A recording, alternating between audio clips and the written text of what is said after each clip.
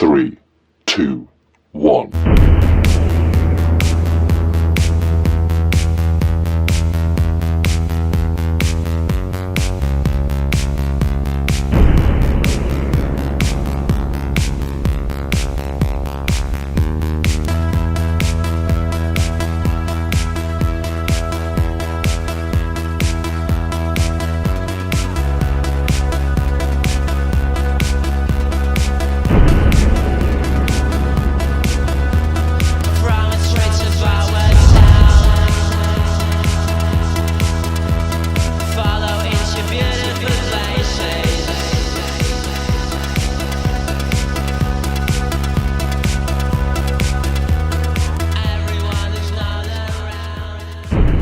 On the Vintage Vibe.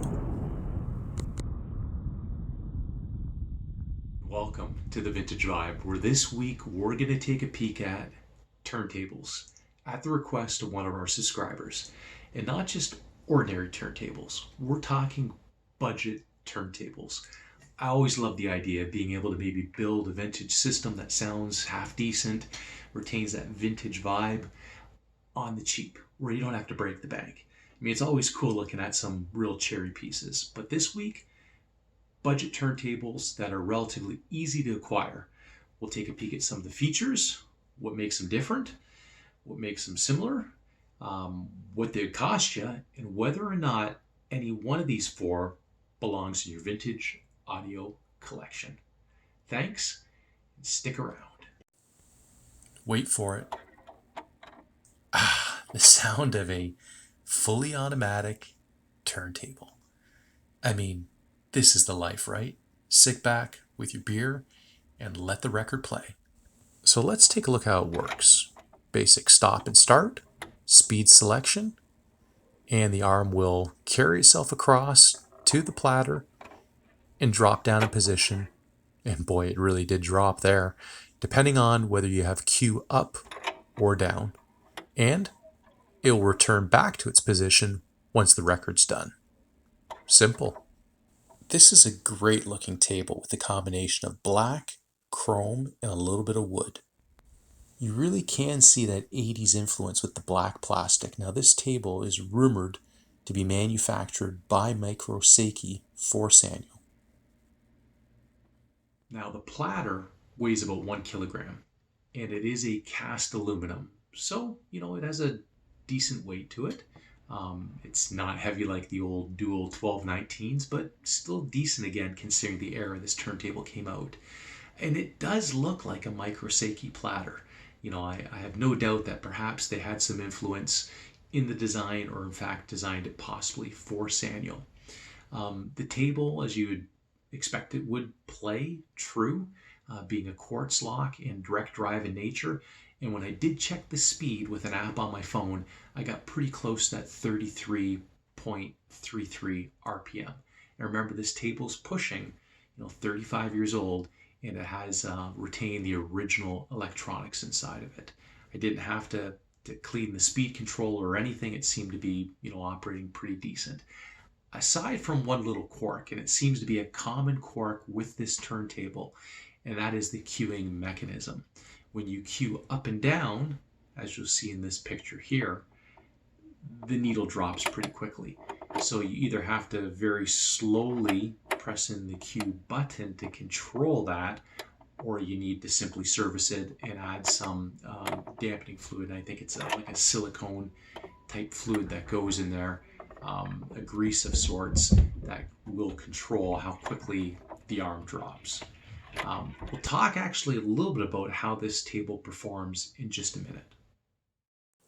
So I had this nice Empire cartridge on this straight static balanced tone arm. And the results, well, a very rhythmic turntable with great taunt and firm bottom end, a really relaxing mid-range, and just enough high-end sparkle. And you know what? It was just an absolute pleasure to have it for as long as I did in my reference setup.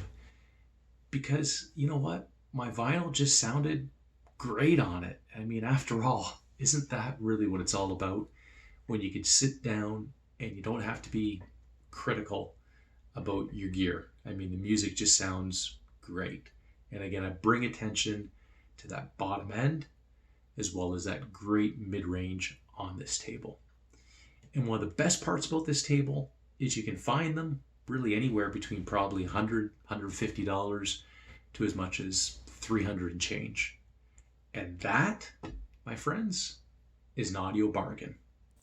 In summary, it's easy to use, it sounds great, and it looks great. It does lack in, well, some adjustments, but we can forgive that because, again, it looks great, it sounds great, and it's affordable. Now, I love Technics. Now, don't be confused. The SL-2000 is not a step above the SL-1200, although the numbers would suggest it. This is a budget turntable. It was marketed back when it was produced to be just that, a budget, affordable turntable, but it does share, some of that trickle-down technology from, for example, the 1200, being that it has a brushless DC motor. You also see the unmistakable S-shaped tone arm that's quintessential to the 1200. Now the actual base is made again out of a plastic type resin material, and I would say it's a better quality base than what's on the Sanyo. The platter as well as the table weight near identical. The whoa and flutter as well as the rumble near identical to the Sanyo. Now the speed, although it looks steady here, when I did originally test it, it would fluctuate back and forth. And the pitch controls were extremely touchy to the point that they were almost uncontrollable. So we opened it up. We went ahead and cleaned the potentiometers where the pitch control is. We tested one of the capacitors you can see here in the picture. It was out of spec. So we replaced it with a much smaller and new capacitor. And you can now see the results, an almost near steady speed control. However, those pitch controls still very difficult to adjust. Between the two turntables, the Technics, I think, is a better built table than the Sanyo. However, the Sanyo is a much cooler looking table, and that does matter. That does make a difference, at least in my books. In terms of how they sound, you've got two very similar turntables on paper, but sound very different when you listen to them. I think some of that is because of obviously the cartridge. The Empire is a little bit more of a rich sounding full body cartridge. I think this is why the bass is probably a little more pronounced. The mid-range is engaging. It's just a fun sounding turntable with that cartridge. Whereas the Techniques made you kind of sit down and listen a little bit more. And it was a little bit more of a neutral turntable. Some of the nuances you would be listening to or for. And I think part of this, again, is the cartridge. The cartridge is performing at a higher level, actually, than the turntable. It's a Grace F9, and the table probably is revealing a little bit of its flaws as well, too, as you're listening to it. I didn't like the fact that the Techniques was so touchy in terms of the pitch control. However, again, it's a great turntable, and when you can purchase one between $150 and $250, this again is a real bargain, particularly if you like the Technics brand. Quanta, an S-shaped tone arm with a suspension, chassis, and coolish 1970s gold plating with a aluminum platter and, well, nothing else. This takes the guesswork out of operation. Just turn it on and lower the needle. That's it. It's simple. And there she goes on a leisurely Sunday drive, just kind of bouncing along and, doing what turntables do, I guess. Even with the new belt, it ran, well, a little bit fast, but I don't think the Quanta cares. I mean, it's hard to get mad at such a funky turntable with such a cool name, Quanta. I don't think Neil Diamond ever felt so comfortable, as did faux fireplaces, than with the Quanta playing in the background. I mean, this is just kind of like, I don't know, pure 70s. I mean, just slap a decal of a big bird on a car and sell it in high quantities. And that's what BSR tried to do with this little turntable.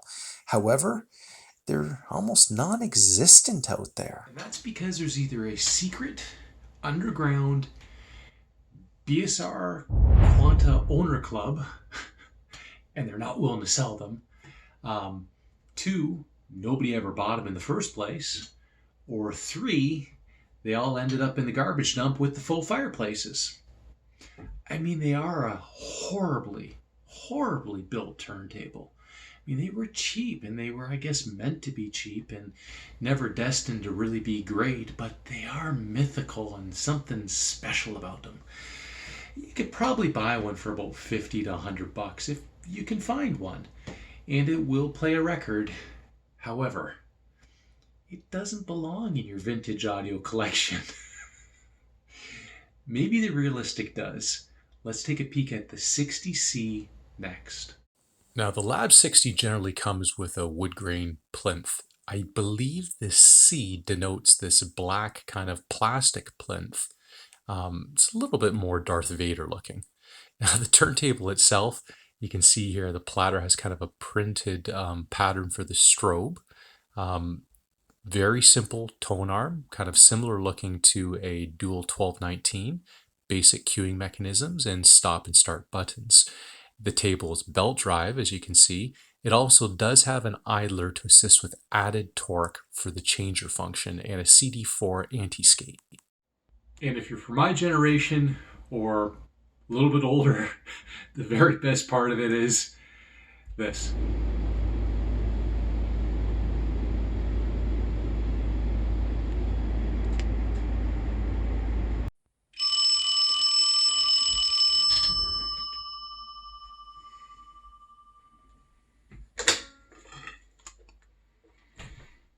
Hello?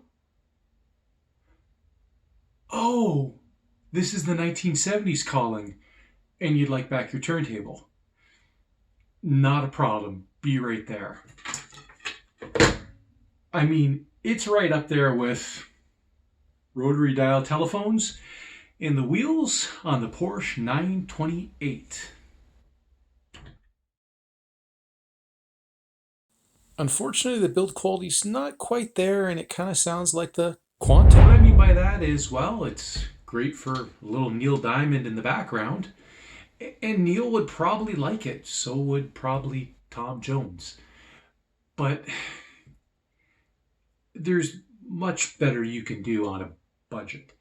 And you know what? Back when they marketed this table, when it was new, it wasn't a cheap turntable. It was about $180. I mean, that was a lot of money. And the BSR was about the same amount as well, too. But both tables are really kind of assembled on the cheap, despite the fact that ELAC is a pretty decent German manufacturer, and they have made some pretty nice idler type turntables. This one, though, aside from cool looks and being relatively inexpensive to acquire, let's say maybe $100 to $150 tops, the sound quality, kind of against. And although it kind of resembles the dual 1219 in terms of the tone arm and whatnot, again, the performance not quite there. So final thoughts. We're going to go ahead and put away this. I wonder how that rang in the first place. So the realistic Lab 60C. I really think there's better turntables out there for the dollar. And the BSR Quanta, I mean, unless you've got some pocket change and you really enjoy the way, it looks like the realistic, again, I wouldn't really go out of my way to acquire that either. However, the two that we've got in the group that really do stand out is one, the Sanyo Q series, as well as the Technics SL-2000. Either one, I don't think you could do wrong. Be a good little addition to your vintage audio setup or a secondary setup. Between the two, the Technics for me probably edges ahead, and that's just because of a little bit better build quality, both in the chassis as well as little details like, for example, the suspension type feet on it. Whereas the Sanyo, although it probably looks a little bit cooler, And it certainly does, I think, edge the Technics out in the enjoyability sound-wise, at least with that Empire cartridge on it in its current configuration. The build quality is just not up to par with the Technics. But either one, I think, definitely great additions to your collection.